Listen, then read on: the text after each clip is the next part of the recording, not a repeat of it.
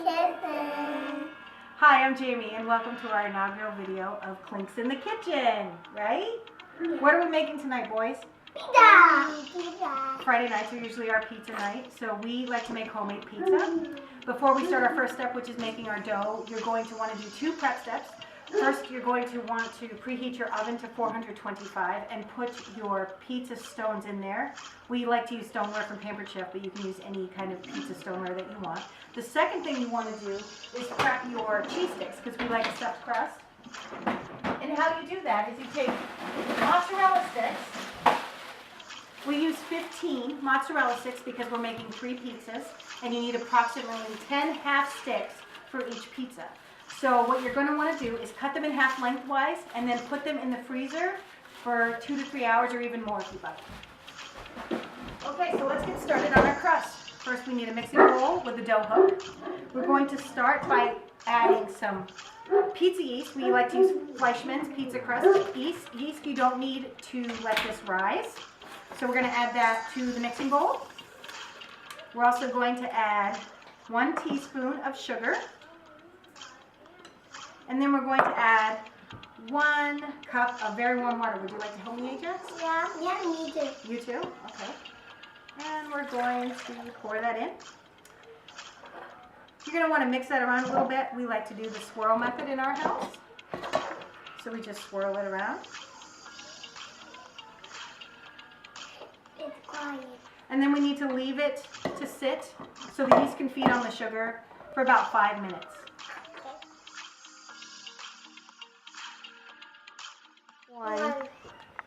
Okay, now it's been 5 minutes and our yeast is ready. So what we're going to add to the yeast now is 1 tablespoon of salt. Any kind of table salt will work great for this. We need to add 2 tablespoons of olive oil. We use extra light tasting. I hope. Sure, you'd like to turn the spoon for me?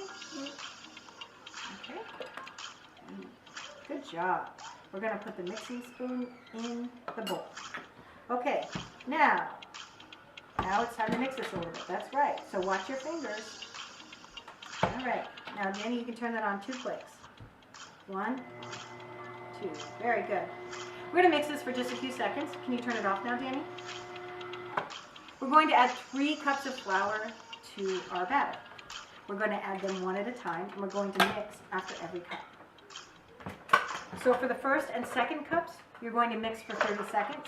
And then after your 3rd cup of flour, the final cup, can I help do it? Sure, you're going to mix for 1 minute 30 seconds. Like most things in baking, timing is pretty critical here so that your dough comes out with just right consistency so your husband doesn't have to join the Olympic team to roll it out. Okay, now our dough is fully mixed. So what we're going to do is we're going to lift up our dough hook, take any of the dough off of the hook, and this is the consistency our dough looks like right now.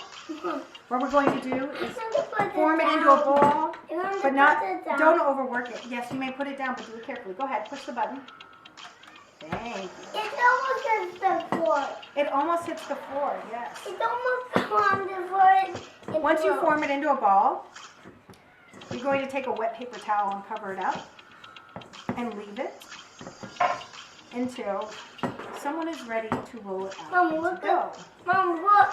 I'm going to repeat this process all over because there are 7 people in our family and we like to make 3 pizzas at a time. We do this with 2. With 2. Mom, look inside. I see that. It's black. We make 3 pizzas out of 2 doughs because we like our crust super thin. But you can make 2 doughs and make 2 pizzas, Mom, 2 doughs and 4 pizzas, whatever works for you. Okay. Mom, I'm scared. Okay, now that we have our 2 identical doughs resting, waiting to be rolled out, we're going to prepare our pizza sauce. So if we use a 15-ounce can of tomato sauce, that's going to be enough pizza sauce for 3 pizzas, which is what we need. So first we're going to... You can go jump on the trampoline. Yes, you can. We're going to dump the sauce right into the bowl. We're actually going to add half a can of 6 ounces of tomato paste, so about 3 ounces. A little more, a little less, doesn't matter. We're making a concentrated version of Sunday gravy, or what some people will use as spaghetti sauce. So we're going to add, you don't like it? We're going to add 1 teaspoon of salt and 1 teaspoon of oregano into the sauce. You forget. I smell good, thank you very much. We're also going to add 1 teaspoon of garlic. I use minced garlic. I'm sure you can use any other kind of garlic that you want. And for the final touch, we're going to add 7 shakes of hot sauce because we like things spicy in our family. 1, 2, 3, 4, 5, 6, 7. That sounds about right. All right, now we got to stir it, Ajax. It feels good. You can pre-make this ahead. It helps enhance the flavor because the spices have time to sit in the sauce and marinate a bit. And that's it. Hi, I'm John and we're back with Ajax. And now in the next step of this process for making pizza, we're going to take the dough that Jamie prepared and I'm going to do a little bit of kneading on it so that we can prepare it to turn it into the pizzas that we're going to make later. So the first step is you need to remove the wet paper towel and throw that off to the side. And this is a really important part because when you take the dough out, you'll see that it's kind of crumbly and broken up. So you need to add a little bit of dry flour to it.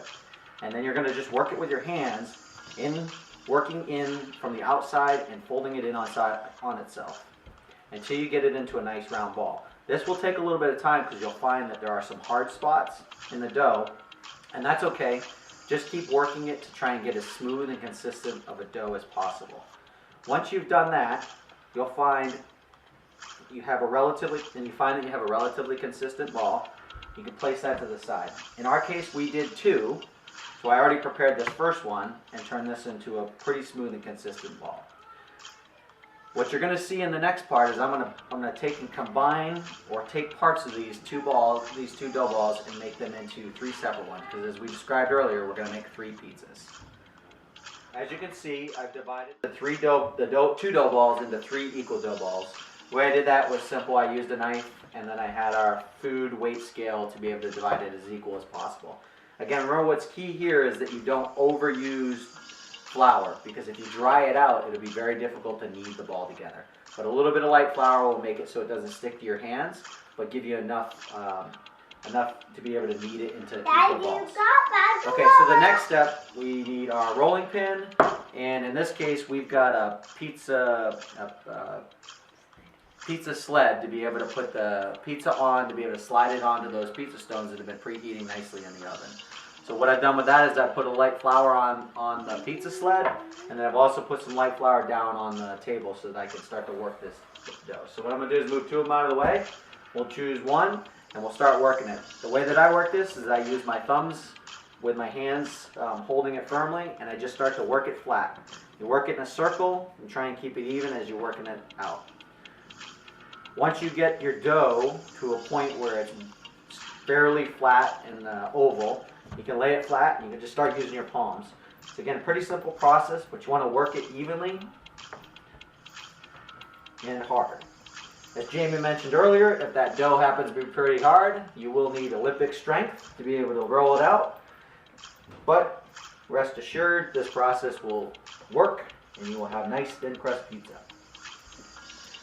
Okay, once you've got it to a fairly decent oval, that's when you can pull out your rolling pin and you can just start to work it in all different angles. So start from the center and work its way out towards you and just keep going evenly. You go back and forth several times until you get it fairly thin. And at some point, when you get it wide enough, say 8 to 10 inches in diameter, you'll actually pick up the pizza dough and do the toss, the famous toss that you've seen. And the purpose of that is to break up the dough and allow it to stretch out. All right, we're going to speed things up.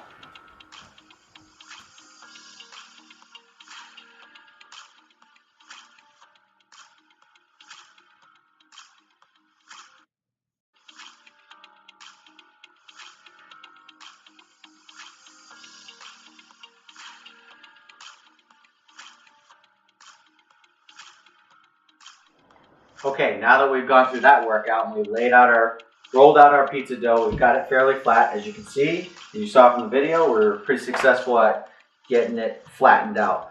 What you'll find sometimes if the dough got a little dry is you'll have some cracks and some breaks in it. That's easy, it's dough. You can just get a little bit of water and repair it and then add a little flour to it and you can seal those cracks or those holes. It's really not that big of a deal. The key is to get it as flat as you want for a thin crust. And the main reason we cook thin crust is because we're cooking in a conventional oven. Thick crust will take a lot higher heat to be able to cook through. And plus we just enjoy thin crust pizza better. So we roll it out pretty thin. The next step is to take that thin crust, slide it onto that pre-treated or floured pizza sled. And then we take out, if you remember from the earlier video with Jamie, she had shown you that she had pre-sliced some mozzarella sticks so we can do stuffed crust. So again, she's taken those she's taken those mozzarella sticks and she's cut them in half and then frozen them. They've been prepared for about an hour and a half. So in this step, all you're going to do is you're going to start with one, take it to the farthest outside of the pizza dough, and just pull lightly and roll 1 or 2 times, depending on how thick your pizza dough is at that spot. The key here is just to roll it and try and conceal it as much as possible.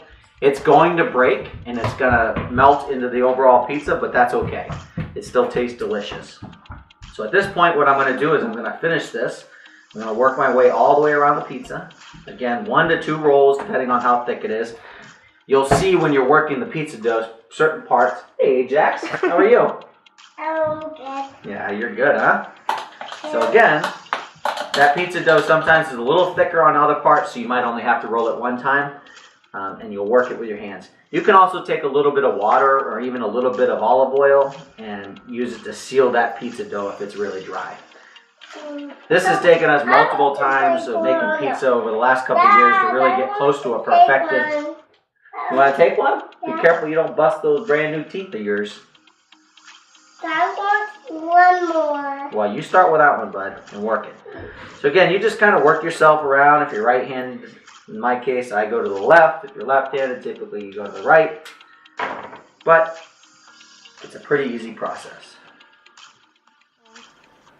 Okay, so I've successfully, or fairly successfully, gotten the mozzarella sticks inside the pizza dough and rolled it all around the sides.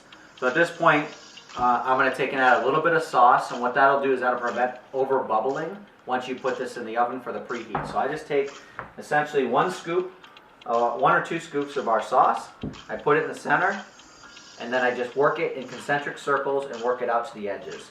And again, it's really just a fine, light layer. The main purpose of this layer is to prevent over bubbling, which you'll see once you preheat this from occurring. So I'll work this in while Ajax eats his mozzarella sticks and get it all the way to the edges. It's not a big deal if it's a little messy. It's pizza. It should be a little bit messy. Sometimes maybe you need that 3rd scoop. Alright, so that's what it looks like.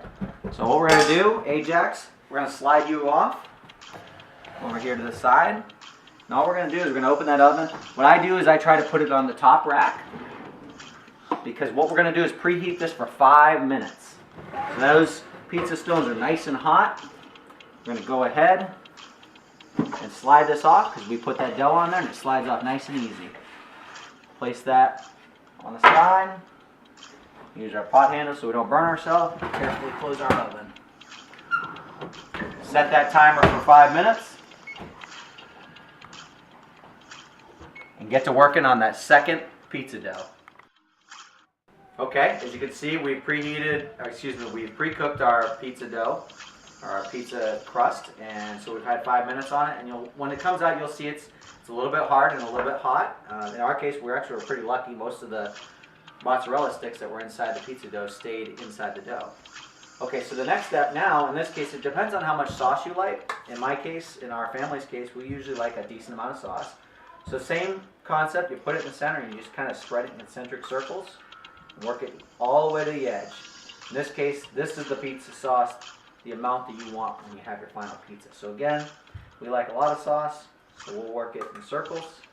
We'll get it all the way around. Corey, you like lots of sauce, right? Yeah. This is also the same sauce that we use when we make spaghetti. It is? I didn't know that. You didn't know that? Yeah. Well, they both taste good. So Why reinvent the wheel? Okay, once you've got a decent amount of sauce, or the amount you want, I'll just put that to the side. This is the next and important step, is placing about a handful worth of mozzarella cheese. Of course, got it on there. You don't want to put too much unless it's just going to be a cheese pizza. And if it's just a cheese pizza, then you add as much cheese as you want. In this case, it's pepperoni, so we get a nice light layer of cheese. And then we're going to take, here's your handful, and we're going to start placing pepperonis on top of that cheese. So we'll just work from the outside, work towards each other. Corey's getting pretty fast at this. Not really, but okay. Definitely not as fast as the champ.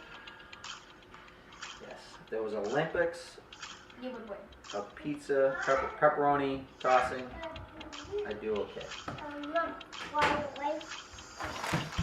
Alright, so you work this. In our case, again, we like lots of pepperonis, so we leave no gaps. And we cover down on every square inch. We like to toss a few once in a while to our dog, Butch. He's off camera, but he's eating that gladly. Don't move the camera. Okay, now the last step, and very important in our case, is we like to have lots of cheese. So we put cheese on top of our pepperonis. Corey, you want to grab a handful and we'll just start working it. The one part I would tell you that we discovered lately is it's really important to have your cheese go all the way up to and onto your crust. What that does is that prevents when you take that bite of the whole pepperoni, of all the cheese coming off. Yep. Welcome to our life. Ajax, would you like to put some cheese on? Yeah. Here, why don't you grab a handful? Here's the chair. I got the chair. Alright, pull it off. Let's put it right in the center, bud. No one needs them. There you go, now you need some. Where are you going to put it? I missed a spot right there. Can you get that spot? Alright, nice work, buddy. Right throw. One more little handful. Mommy likes lots of cheese. Alright, where's their spot? Yeah. Right there. Alright, now we just spread it out. Like I said before, you want your cheese to go all the way to the edge of the crust and actually touch the crust itself and overlap. Because if you don't, then when you bite into it, all the cheese will come off, which is not very good. Alright, good job, Ajax. What do you think? Is this ready to go back in the oven? Yeah. Alright. Okay, so the last step, in this case, the pizza's ready to go in. All we got to do is cook it. So what we like to do is take and put this on the top rack. We start there. Now the pizza. And it's not really that important. It could be on the bottom rack. But we like to start on the top rack. And we'll put it back in. It should slide off nice and easy. And I would recommend that you reflour your pizza sled in between to make sure that it slides off nice and easy. Once you've got it in, remember which direction you put it in so that when you rotate it, you actually rotate it from top shelf to the second shelf. And you also rotate it 180 degrees. So we'll close that back up. We'll reset it. I like to do 5 minutes. And then once that 5 minutes is up, I'll rotate it to the bottom and then cook it until I think it's complete. Okay, as you know, you saw that we made a pepperoni pizza for the first one, and many people like different toppings. Jamie likes to have ground hamburger, which she's already pre-cooked in our cast iron skillet, and then olives on her side. Since she's the only one that likes that, we're going to make a half hamburger and black olives and a half pepperoni with lots of cheese all over it. So to do that, same process. We've already preheated and pre-cooked our pizza dough with our sauce, and now what we're going to do is add some sauce. Jamie and I both like lots of sauce, so we're going to work a lot of sauce in on this one. Alright? Or would you like to work this sauce in? Sure. Alright, why don't you take over, add some sauce, and then I'll prep our cheese.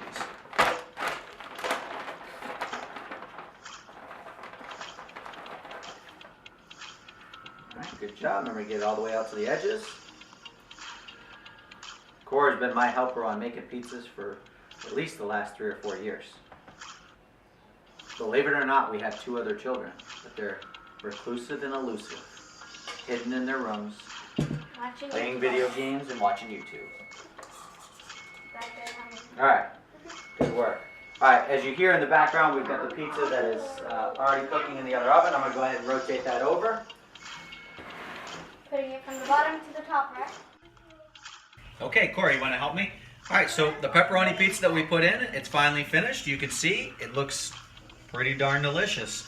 So the last step, we have been doing this so long that we went out and bought ourselves on Amazon a nice pizza cutting knife. And it's pretty simple. You just start on one edge and you roll it across. Cut this thing in half. I like to cut it into 8 full-size pieces. Pizza. You want pizza? And because we got 2 little guys, we'll take one of those pieces and we'll cut it in half. Pull it off in the freezer for them. Come on, you're gonna want Daddy cut. No, I don't want. And cook it up. You want pizza? And there you have it. Pizza with the Klinks. No,